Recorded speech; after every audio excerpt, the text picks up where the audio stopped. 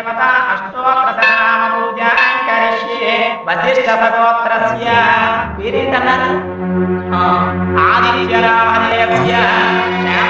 పేరు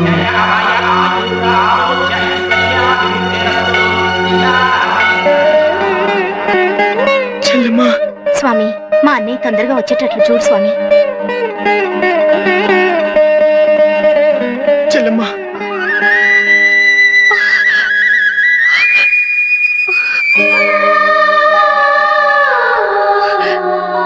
చెల్లెమ్మా, అన్నయ్య, చెల్లెమ్మా, అమ్మ ఎలా ఉందిరా? బాగుందన్నయ్య. ఎన్ని రోజులు కనిపించావు అన్నయ్య. ఇవాళ నీ పుట్టినరోజు కదా, అందుకని అభిషేకం చేయించాను. హ్యాపీ బర్త్డే అన్నయ్య. నా పుట్టినరోజుని గుర్తుంచుకుని మీ అందరూ జ్ఞాపకం ఉన్నారు, కానీ మీ అందరినీ దూరం చేసిన పుట్టినరోజుని నేను మర్చిపోయాను.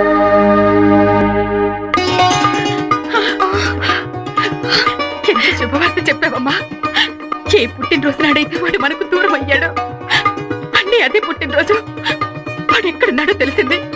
అమ్మా, వెంటనే నేను వాడిని చూడాలమ్మా. లక్ష్మి, వంట అయిందా? అయిపోతుందండి, 10 నిమిషాలు అయిపోతుంది. త్వరగా చేయమ్మా. నిన్ను తీసుకొస్తానని అన్నయ్యకి చెప్పాను. నాన్నకు తెలియకుండా త్వరగా వెళ్దామమ్మా. అలాగేనమ్మా. ఈరోజు నా చేత్తోనే వాడికి పాయసం తినిపిస్తాను. అన్నా, రే రవి, మా అమ్మ చెల్లి నన్ను చూడడానికి వస్తున్నారు. బాబాయ్, మా అమ్మ చెల్లి వస్తున్నారు బాబాయ్, నన్ను చూడడానికి వస్తున్నారు బాబాయ్.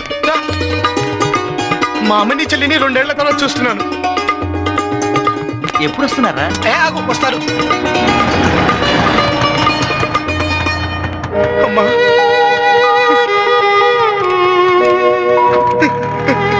బాబాయ్, అమ్మ. లక్ష్మి,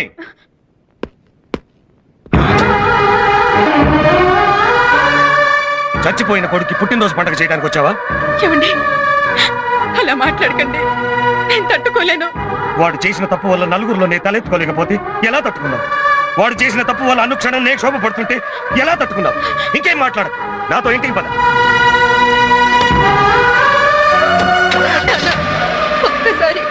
ఒక్కసారి అన్నితో మాట్లాడి వెళ్తాను. ఇంతవరకు వచ్చాం కదా, అమ్మ కూడా ఎంతో ఆస్తి వచ్చింది. ప్లీజ్ నాన్న, ఒక్కసారి వాడితో మాట్లాడతానండి. ఇవాళ వాడు పుట్టినరోజు అండి. ప్లీజ్ అండి. ఏమండి నాన్న,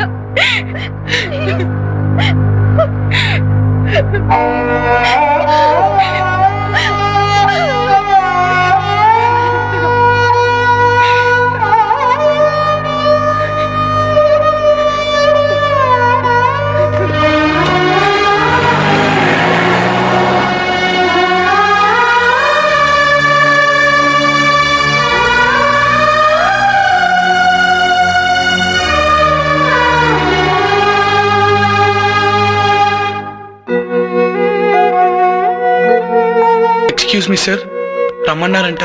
అవునా ఇచ్చా, నీ బర్త్డే స్పెషల్స్ ఏమిటో చూడు. వద్దు సార్, పుట్టినరోజు అనేది నాకు అచ్చు రాలేదు సార్. ఒక పుట్టినరోజు నాడేమో నా కుటుంబమే నాకు దూరం అయిపోయింది సార్. ఈ పుట్టినరోజు నాడు నా దగ్గర దాకా వచ్చి దూరం అయిపోయింది సార్. బాధపడకండి ఇచ్చా, ఇంతకాలం నేను చూడడానికి కూడా రాని వాళ్ళు ఇవాళ ఇంత దూరం వచ్చా. 4 రోజులు పోతే ఈ దూరం మరింత తగ్గి నీకు దగ్గర అవుతుంది. పుట్టినరోజు పూట కంటతడి పెట్టకు. నీ పుట్టినరోజు నాడు మీ అమ్మ నీకోసం ప్రేమగా పాయసం చేసింది. అది నీకు అందాలని ఇక్కడే వదిలేసేయండి. అమ్మ చేతి పాయసం ఆశీస్సు లాంటిది.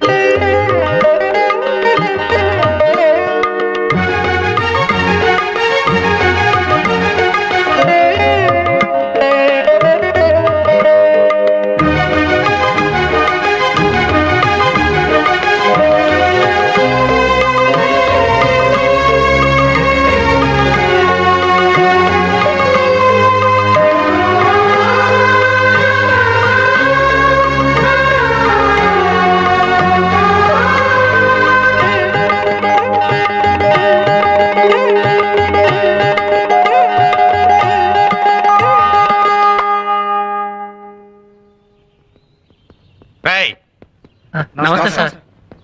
చేస్తున్నారా ఇక్కడ? ఇవాళ ఆదిత్య బాబు ఎగ్జామ్స్ కదండి, ఫస్ట్ క్లాస్ లో పాస్ అవ్వాలని పూజ చేస్తున్నాం సార్. సరే సరే, తొందరగా కానివ్వండి. సార్ ఎస్ నేను కూడా థ్యాంక్ యూ సార్.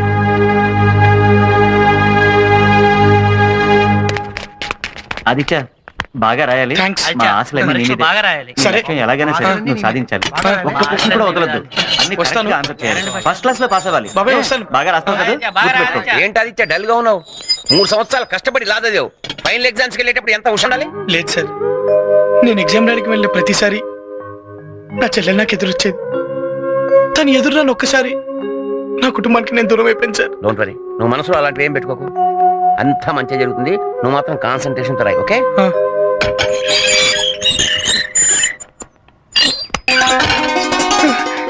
చెల్లమ్మా సార్, మా చెల్లెలు మా చెల్లెమ్మా. నీకు నీ చెల్లి ఎదురు ఎంత సెంటిమెంటో తెలిసి నేనే తీసుకొచ్చాను. థ్యాంక్స్. Hey, it's okay. అన్నయ్య బెస్ట్ ఆఫ్ లక్.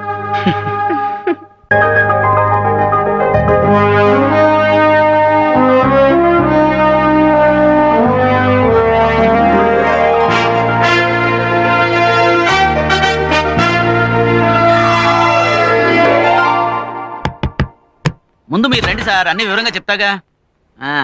రండి సార్, రండి రండి, లోపల రండి సార్. మంచినీళ్ళు తీసుకుంటారా సార్? కాఫీ తీసుకుంటారా సార్? ఇప్పుడు అవన్నీ ఏంట్రా, ముందు అవి తీసుకురండి విషయాలు.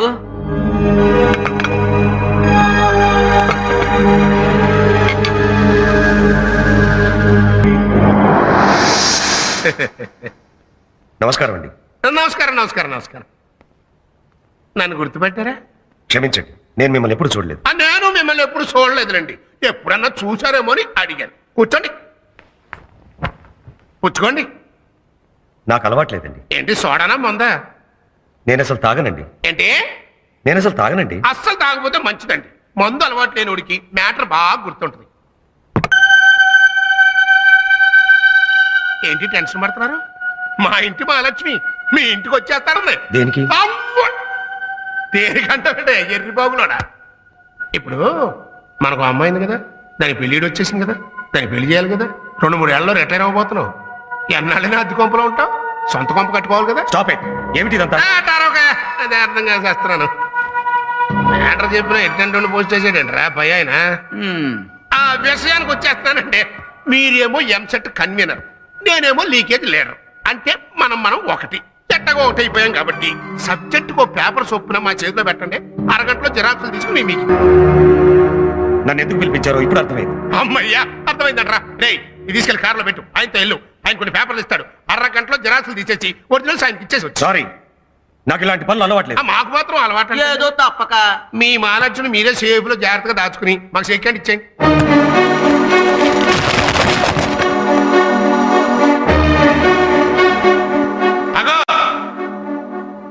కలుపుగోలుగా మాట్లాడాను కదా అని కామెడీ అనుకుంటున్నావా? మ్యాటర్ చాలా సీరియస్. ఇంకో గంటలో ఇదే 10 లక్షలు పట్టుకుని మా కుర్రోడు ఒకటి నీ ఆఫీస్కి వస్తాడు. ఎగస్ట్రాలు పోకుండా క్యాష్ తీసుకుని పంచుడు. తప్పకుండా ఫస్ట్ క్లాస్ వస్తుంది. నమస్కారం సార్. ఏంటో హడావిడే? ఆదిత్య బాబు రిజల్ట్స్ ఈవినింగ్ పేపర్ లో వస్తాయన్నారు. పేపర్ రానివ్వండి, రాసినోడి కన్నా మీ కంగారు ఎక్కువైపోయింది.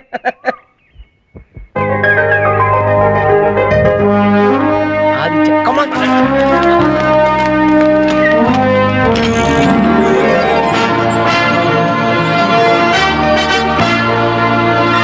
Hey, congratulations! Hey, నువ్వు ఫస్ట్ క్లాస్ లో పాస్ అయ్యావు.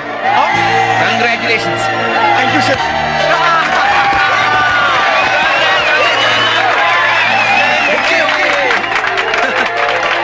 ఓకే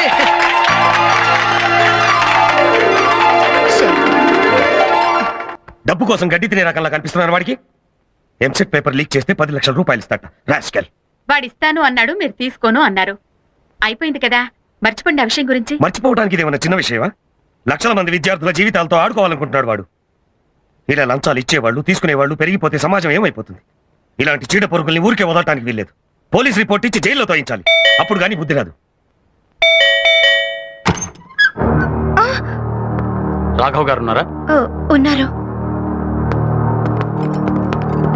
నేనే రాఘవన్. చెప్పండి. Your under arrest. అరెస్టా? దేనికి? ఎంసెట్ పేపర్స్ లీక్ చేయడం కోసం 10 లక్షల రూపాయలు లంచం తీసుకున్నందుకు. దానికి సాక్ష్యం మీ ఆఫీస్ బీరువాలో దొరికిన 10 లక్షల రూపాయల క్యాష్.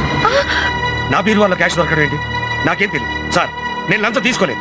నా మాట నమ్మండి ప్లీజ్. నమ్మాల్సింది కోర్టు. కమాన్.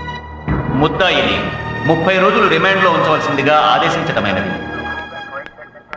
సార్ ఇవిగో మీరు అడిగిన ఫైల్స్. అలాగే.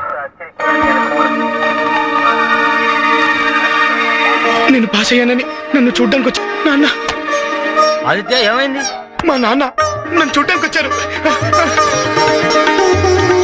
ఏంటయ్యా హడావిడి?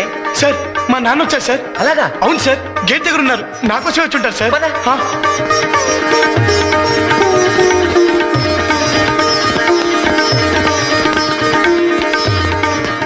కేసు ఏంటి? 10 లక్షలు లంచం తీసుకున్నందుకు దొరికిపోయాడు. చూడటానికి పెద్ద మనిషిలా ఉన్నావు. ఏంట్రా ఈ పని?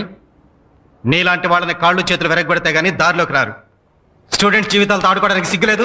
సంతకపెట్టావు. మనవాడు తిన్నదంతా అరిగేంత వరకు గ్యారెంటీగా శిక్ష పడుతుంది.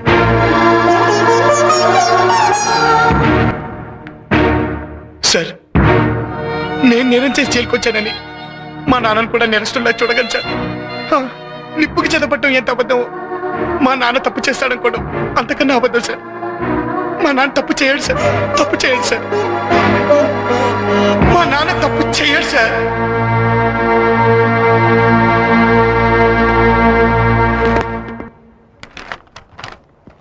నమస్కారం అండి.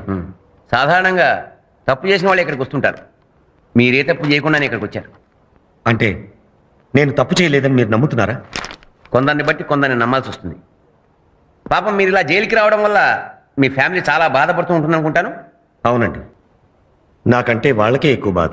అవును, ఖచ్చితంగా మీకన్నా వాళ్ళకే బాధ ఎక్కువ ఉంటుంది. మీకెంతమంది పిల్లలు? ఒకసారి అబ్బాయి లేరా? ఉండేవాడు, చచ్చిపోయాడు.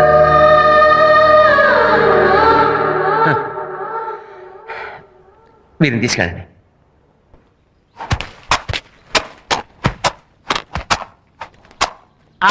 ఆగండి బాబు, ఆగండి. పర్లేదు, కూర్చోండి బాబు, కూర్చోండి. బాబు టీ ఏమైనా తీసుకుంటారా బాబు? వద్దు బాబు, మీ మాసిపోయిన బట్టలు ఏమన్నా ఉంటేవండి, మేము ఉతికి పెడతాం. మమ్మల్ని అడగండి బాబు, మీకు ఏది కావాలంటే అది మేం చేసి పెడతాం. అలాగే. అసలు మీరు ఇక్కడికి రావటమే అన్యాయం బాబు. ఇక్కడికి మాలా నేరం చేసిన వాళ్ళు రావాలి కానీ మీరు బాబు. అంటే అంటే నేను నేరం చేయలేదని మీరు నమ్ముతున్నారా? 25 ఏళ్లుగా పనిచేస్తున్నా ఆఫీసులో వాళ్ళెవరూ నన్ను నమ్మలేదు. నేను నమ్ముకున్న సమాజము నన్ను నమ్మలేదు. కానీ జైల్లో ఉన్న మీరంతా నన్ను నమ్ముతున్నారు. వాళ్ళ సంగతి మాకు తెలియదు సార్. మీరు మా ఆదిత్య బాబు తండ్రి. మీరు తప్పు చేయరంతే.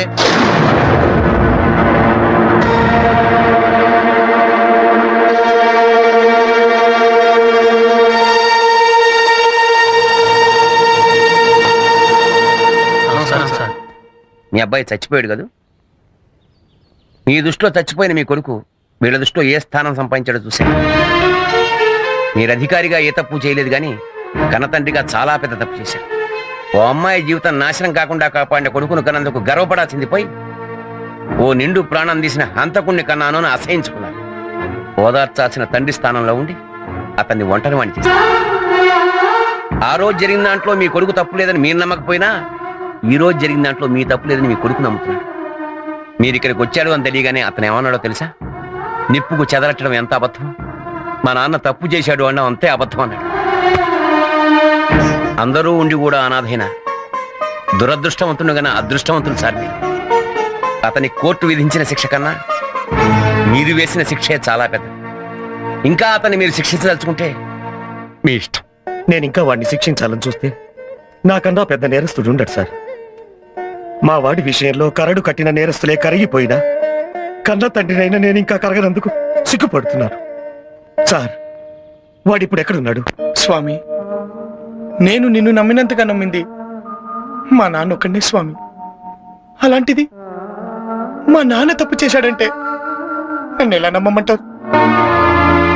మా నాన్నను రోజూ చూడాలని నిన్ను పూజించినందుకు ఆయన ఇలా చూపించావా స్వామి? ఆయన్ని నిర్దోషిగా నిరూపించి త్వరగా ఇక్కడి నుంచి వెళ్ళిపోయేలా చెయ్యి.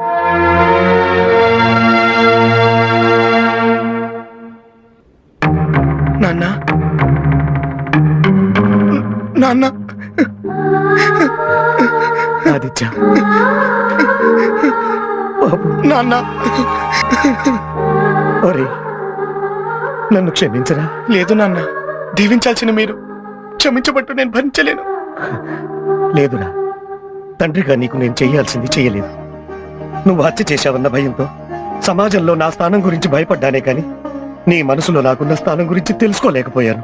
నిన్ను ఇంట్లోంచి బయటికి వెళ్ళగొట్టిన పాపాన్ని ఆ భగవంతుడు నన్నే నీ దగ్గరికి తీసుకొచ్చేలా చేశాడు. ఇంతకాలం నా కొడుకు చచ్చిపోయాడనుకున్నాను, కానీ ఇప్పుడు తెలిసిందిరా నాలో ఉన్న తండ్రి చచ్చిపోయాడని. నాన్న నువ్వు నా కొడుకుగా పుట్టడం నా అదృష్టం రా.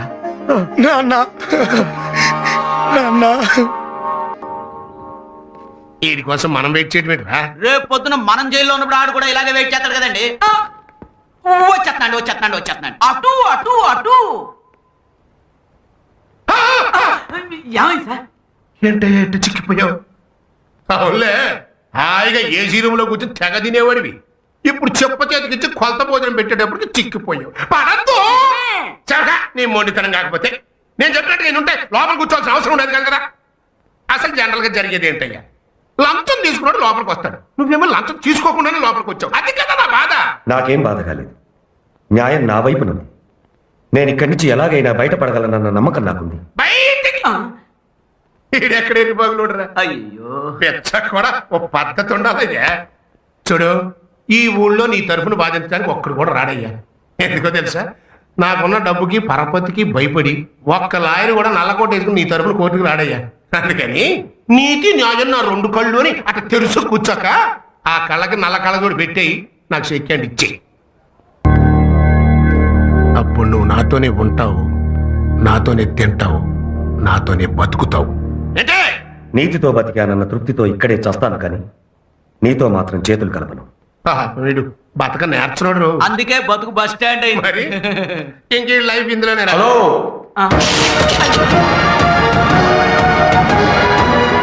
ఏంటి మా నాన్నతో ఏదో మాట్లాడుతున్నావు? ఆడు నీ బాబా? అరే తండ్రి కొడుకు సేమ్ చెయ్యి.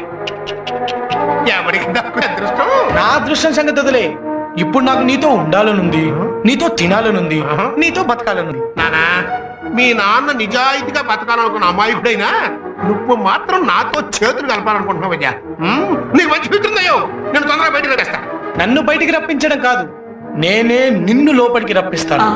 అప్పుడు నీతో పాటు ఉంటాను, నీతో పాటు తింటాను, నీతో పాటు బ్రతుకుతాను. ఏంటి జైల్లో ఉన్న నువ్వు ఆయన్ని లోపలికి రప్పిస్తావా? జైల్లో ఉండి లా చదువుకున్న వాడిని అదే జైల్లో ఉండి ఆయన్ని లోపలికి రప్పించడం పెద్ద కష్టమైన పని కాదు. కొత్తగా నల్ల కోట వచ్చింది కదా అని ఓ ఎగిరెగిరి పడిపోబాక మొత్తక సామెత అయిపోతుంది. నువ్వు పుట్టక ముందే నా జుట్టు నెరిసింది. ఎప్పుడో నెరిసిన జుట్టు కంటే ఇప్పుడు మొలిచిన మీసాలకు పదును పౌరుషం ఎక్కువ. ఆహా, మాటకు మాట బాగా చెప్తున్నావు. మాది మాటలు చెప్పే వంశం కాదు, అన్న మాట నిలబెట్టుకునే వంశం. ఏంటి ఛాలెంజ్ చేస్తున్నావా? నీ భవిష్యత్తు చెప్తున్నాను. హలో, ఏంటి? చాలా థ్యాంక్స్. దేనికి? నేను వాదించే మొదటి కేసు మా నాన్న కేసు అయ్యేలా చేసినందుకు. Young generation